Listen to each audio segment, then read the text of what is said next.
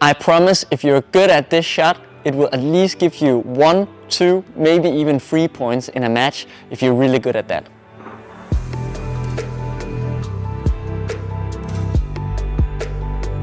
So it's about a forehand deception at the net where we actually want to trick our opponent, making it look like we're gonna play a lift, but instead at the very end we stop our racket, pull it back, and then we do a soft movement. So we're playing the short block shot instead.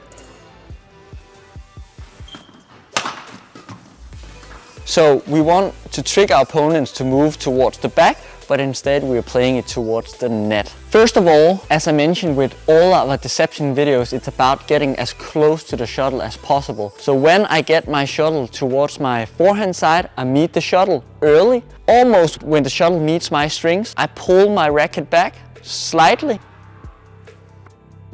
And then I do a soft movement to play the block shot instead. My grip is of course a forehand grip. It's relaxed, so that means my grip is very loose, and at my fingers I'm not holding it very tight here. It's very loose, so I'm able to navigate the racket easily. So get to the shuttle as early as possible, pull back, and then do a small block movement to play the short one.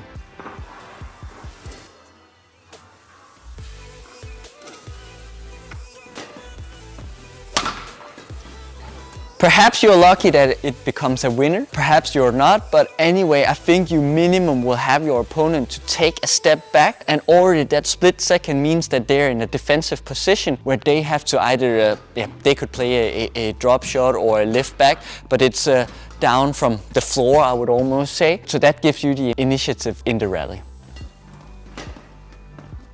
I believe that if you are very good at this shot, the chance of playing a winner is of course a little bit better if you play against opponents that also are at the beginning or mid-level stage. The better you get as a player, then it perhaps might not be a winner, but instead it just provides you the initiative in the rally. So it depends on your level, sort of where you play, but still anyway it's an effective shot. The higher you get up, the better player you play against. If you're doing this shot and you're not doing it properly, instead they will probably just almost be standing at the net and be able to do a kill. So that's why it's really important also being aware of when you use it, in what situations.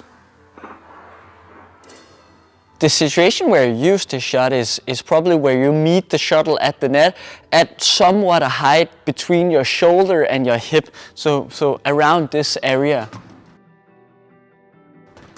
Perhaps you have played a half smash and your opponent blocks it straight from your forehand side and you move towards the net. Then you're perhaps able to use it.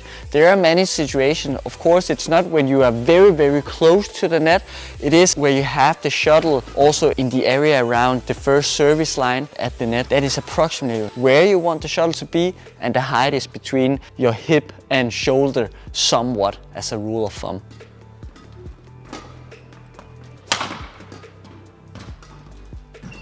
If you want to look at a top player that are good at that, I think again Ginting is a super good example. We use him a lot in deception, but it's also because he is super good at that. I think he also succeeded to play actually winners with this shot. So have a look at his game if you want to learn more about this deception as well.